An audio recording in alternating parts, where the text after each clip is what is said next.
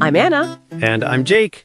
Anna, can I just say the studio feels a little cold today? Jake, every time the air conditioning works properly, you react like we are recording from the top of a snowy mountain. I like to bring atmosphere. You like to bring drama. That too. But to be fair, the weather outside does feel a bit gray today, and inside the studio it has that cool, quiet kind of feeling. Yes, and honestly, today's topic feels a bit like that too. Not loud, not dramatic, just something a lot of people carry quietly. Yes, the kind of feeling that does not always look serious from the outside, but can shape so much on the inside. Exactly. And that is really what we're getting into today. Yes, today we're talking about self-worth and how easy it is to build it in the wrong place. Especially when it starts depending too much on other people's approval.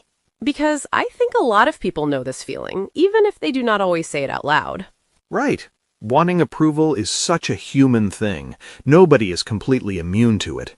Right, and if you are immune to something, it means it doesn't affect you easily. Sadly, one slightly cold reply can still affect people very easily. Oh, very easily. One weird text, and suddenly your whole emotional system starts holding an emergency meeting. Yes, then you replay that one message for 3 business days. 3 business days is very specific, Jake. Because I have lived it, Anna. Fair enough. And for me, this topic became very real during a recession-like season. When the economy felt shaky, companies were cutting budgets, and people around me were quietly worried about layoffs. Even if your own job is still there, that kind of atmosphere gets into your body. I noticed I was trying so hard to stay useful, extra available, extra dependable, almost like if I just worked hard enough, answered fast enough, and made myself necessary enough, I could somehow protect my place. Oof, that is such a human response, though.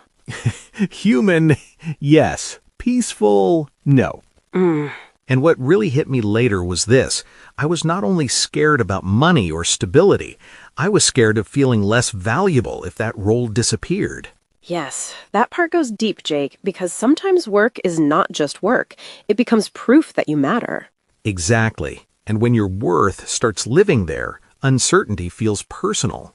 Mine looked very different, but the feeling underneath was strangely similar. Mine showed up more in friendships and social situations. I used to leave some conversations feeling weirdly tired, and for a long time, I could not fully explain why. That kind of tiredness usually means something deeper is happening. Yes, and eventually I realized I was trying way too hard to be liked. I was laughing quickly, agreeing quickly, smoothing things over, making sure everyone felt comfortable. Honestly, I was like a one-woman emotional customer service desk. That image is painfully clear, Anna. Thank you. And then later, after those conversations, I would second-guess myself. Did I say too much? Was I weird? Did that joke sound strange? Should I have stayed quieter? And if you second-guess yourself, it means you start doubting your own words, choices, or actions after the moment has passed. Right, and that was the hard part to admit. I was not only trying to connect, I was performing a little. I wanted people to like me. I wanted to feel chosen. So, in your case, self-worth got tied to being accepted. Exactly. And in my case, it got tied to being needed. Right, different stories, same trap. Yes, and I think that is why this topic matters so much. Self-worth can quietly attach itself to work, relationships, appearance, success, usefulness, productivity, almost anything. So in this episode, we want to talk about why approval feels so addictive, what self-worth really means, the difference between confidence and self-worth, the habits that destroy it, and the habits that help rebuild it. Yes, this is a B2 level episode, so the language will be a little richer, but still natural, clear, and comfortable to follow. So please do not worry if you do not catch every single word. Just stay with us, listen for the feeling, and let your English grow naturally as you listen. And later in the episode, we'll also have a word tour where we explain some powerful words and expressions from today's conversation. And yes, we do have a little extra for you today. A very practical little extra. A very practical little extra. If you want the full transcript to follow along with the episode or to read everything again later at your own pace, there's a PDF waiting for you in the description. And we also added grammar, comprehension, and vocabulary quizzes to help you keep practicing. Jake, noticed we were suspiciously organized today. It happens. Very rarely, but yes. And if you enjoy learning English through honest, meaningful conversations like this, please like the episode, subscribe to the channel, and join the English Leap family. And today, we'd really love to hear from you, too. What affects your self-worth the most? Work, relationships, appearance, or something else? You can keep your answer short and simple or share a little of your own experience. We always love reading your thoughts. Because sometimes the need for approval is deep-rooted. Right. And if something is deep-rooted, it means it has been there for a long time and feels strongly fixed inside you. Yes, but that does not mean it cannot change. Right. And that is exactly why this conversation matters. All right, let's begin. So maybe we should start here. Why does approval feel so powerful in the first place? Why do people care so much? Because approval feels good, very good. It feels safe, calming, comforting. When people approve of you, smile at you, praise you, choose you, agree with you, your nervous system goes, "Ah, lovely, we are safe now." Yes, it is almost embarrassing how quickly one nice reaction can improve your mood. And how quickly one weird reaction can ruin it. Also true. And I think many people fall back on approval without even noticing. Right, and if you fall back on something, it means you depend on it when things feel uncertain or difficult. Exactly. So when people feel insecure, they fall back on praise, reassurance, compliments, being needed, being admired, being wanted. Those things start working like emotional painkillers. And that is why it feels addictive, because approval does not only feel nice, it feels like relief. Yes, especially if you are already doubting yourself. Then approval does not feel like a bonus, it feels like oxygen. Yes, that is exactly it. And the tricky part is, if you do not build your own inner steadiness, you keep waiting for little signs from outside. A warm reply, a compliment, a thank you, a yes, a smile, a sign that you still matter. Basically emotional Wi-Fi. Yes, and one weak signal and suddenly everybody is suffering. That is painfully accurate, Jake. So approval becomes addictive because it gives short-term comfort, but it does not create long-term stability. Right. It calms you for a moment, but it doesn't teach you how to stand on your own feet emotionally. So then the next question is obvious. What actually is self-worth? For me, self-worth is the ability to believe that you matter, even when nobody's clapping. That is good. It is how you see your value when you are not being praised, chosen, noticed, thanked, admired, or reassured. Yes, self-worth is quieter than confidence. It is deeper. It is less shiny. Less shiny is a good phrase. Thank you. Confidence can say, "I think I can do this." Self-worth says, "Even if this goes badly, I am still worthy." Yes, that is such an important difference. And building that kind of worth is very deliberate. Right, and if something is deliberate, it means it is done intentionally, not by accident. Exactly. Real self-worth usually does not appear one sunny morning while you're eating fruit and feeling healed. Slightly rude, slightly true. It usually grows through repeated inner work, through noticing unhealthy patterns, through changing how you speak to yourself, through showing yourself again and again, "I am still here for you." So, self-worth is not a mood. It's not a lucky day. It's not one good hair day and 2 compliments. Though we respect a good hair day. Deeply. But yes, it is deeper than that. It's your internal relationship with your own value. And I think that is exactly where people get confused sometimes. Yes, because confidence and self-worth can sound almost the same on the surface.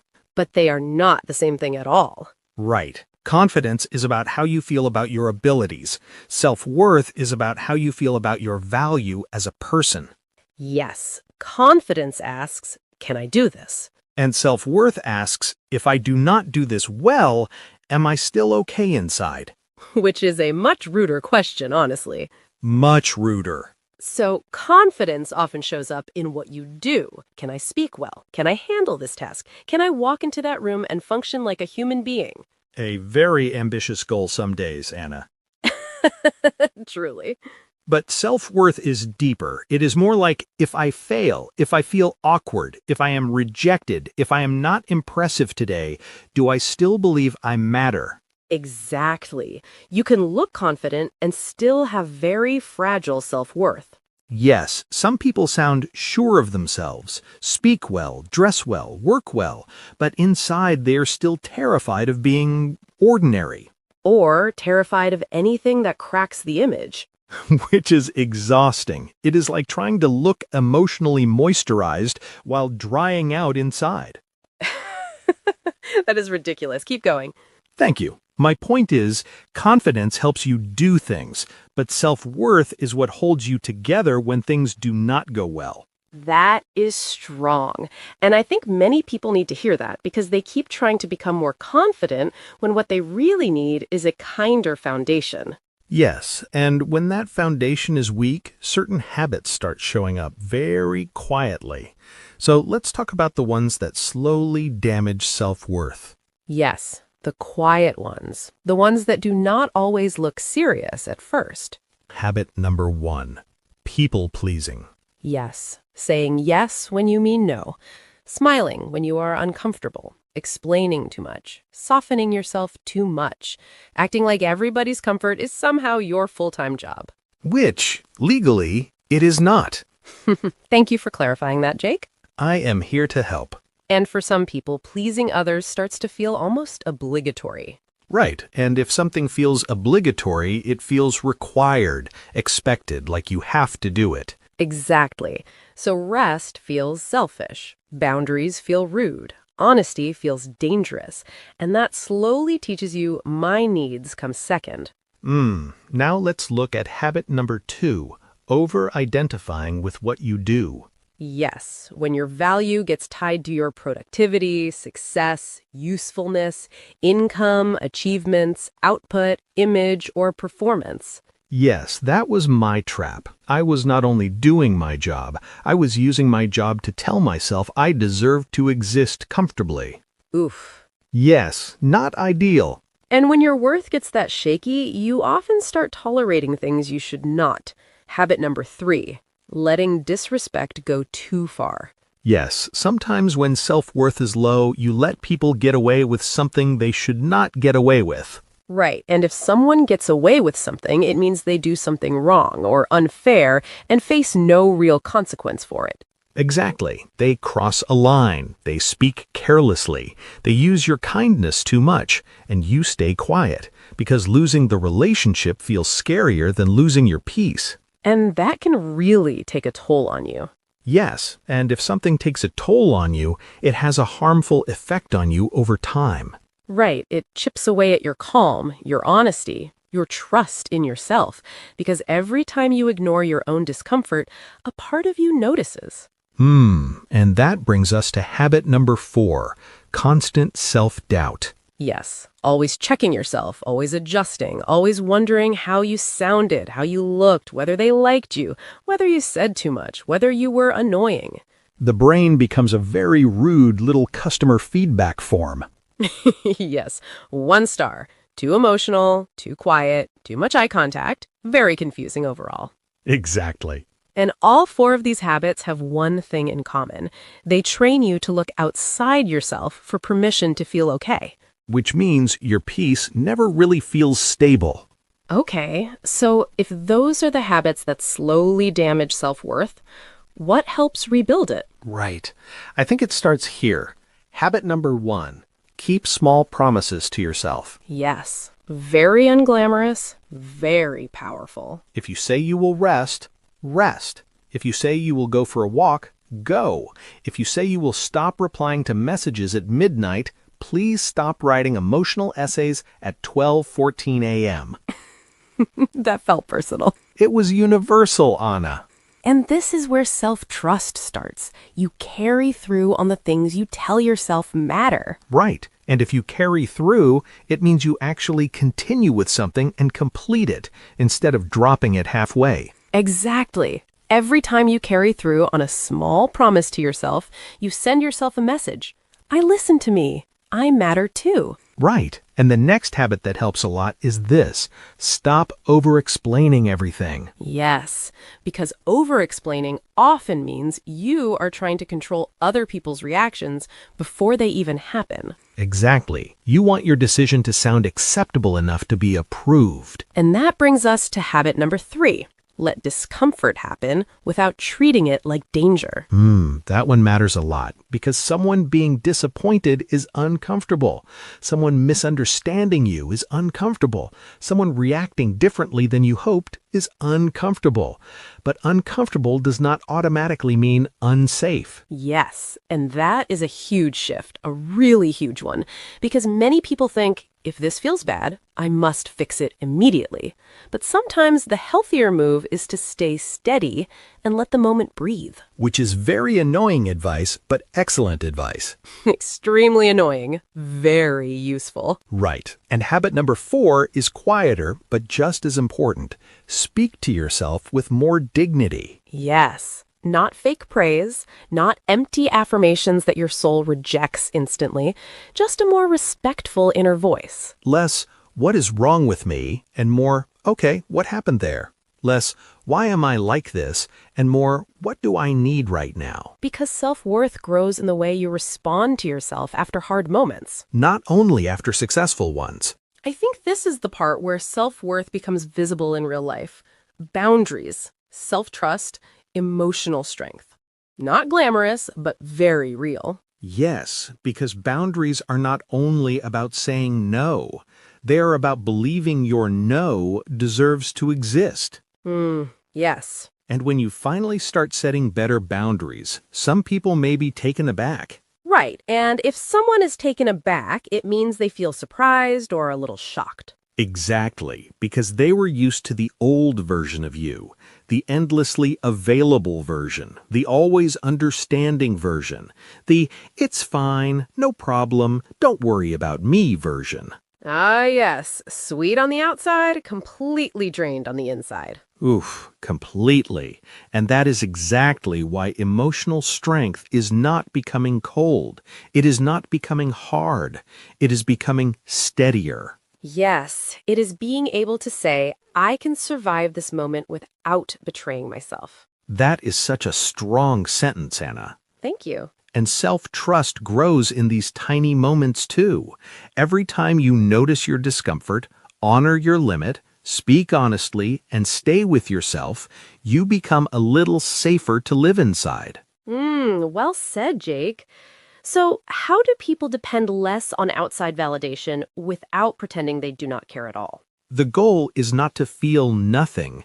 It is to stop making other people's reactions your main source of stability. Yes, approval can feel nice, it just cannot be the place where your worth lives. Exactly. So before you chase reassurance, pause and ask yourself, what am I hoping they will give me right now? Safety, comfort, proof, permission? Yes. And then ask, can I give even a small part of that to myself first? It also helps to notice where this pattern shows up most. Work, relationships, appearance, family, being useful. Because once you can name it, it stops feeling random. And yes, letting go of approval as a strategy can feel strange at first. Very strange, but that is part of the rebuilding. You stop performing so much, and you start listening to yourself more. And slowly, your worth begins to move inward. Not perfectly, but steadily. Sadly, there is no emotional overnight delivery. Yes, very disappointing. So maybe this is the simplest way to say it. Self-worth is not built by making sure everyone approves of you. It is built by staying connected to yourself even when they do not. Especially when someone is disappointed, when you feel awkward, when you fail a little, or when you are not your best. Yes, maybe especially then. Because if your worth only appears on good days, it is not rooted deeply enough yet. But if you can stay on your own side in hard moments too, that changes everything. And honestly, that is what makes life feel calmer. You stop living like every room is judging you, every message is grading you, every silence is rejecting you. Every eyebrow movement is now an official review. Yes, 5 stars, 1 star, very unstable service. Exactly. So no, the goal is not to stop caring completely. The goal is to care without collapsing. Because people's opinions will always come and go, but your worth cannot keep moving into all of them. That is a chaotic housing strategy, Anna. It really is. Your worth needs a steadier address than that. Yes, and that's what we're building. Not perfect confidence, not some magical state where nothing affects you, just something steadier inside. Right, something you can actually come back to. And before we close, let's take a little word tour through some of the words and expressions we used today. Yes, a calm little walk through the vocabulary. No hiking boots required. Thank goodness. So let's begin with a phrase from today's episode. Take a toll on. If something takes a toll on you, it slowly has a negative effect on your energy, emotions, or strength over time. Not always suddenly, sometimes little by little. For example, constantly needing approval can take a toll on your peace of mind. Or trying to please everyone eventually took a toll on her confidence. Repeat, take a toll on. Take a toll on. Next, a very real phrase from today's conversation.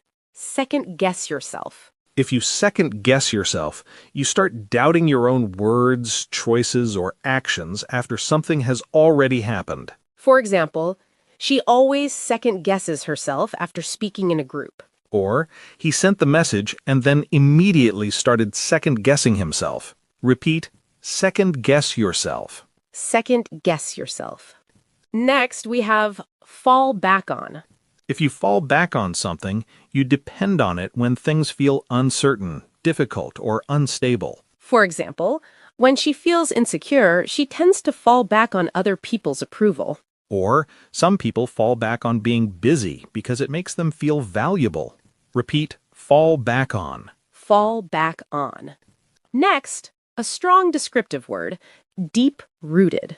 If something is deep-rooted, it has been there for a long time and feels strongly fixed inside you. For example, his fear of rejection was deep-rooted. Or, for many people, the need for approval is deep-rooted. Repeat, deep-rooted. Deep-rooted. Next, immune. If you are immune to something, it means it does not really affect you, or it doesn't affect you easily. For example, nobody is completely immune to criticism. Or, even confident people are not always immune to self-doubt. Repeat, immune. Immune.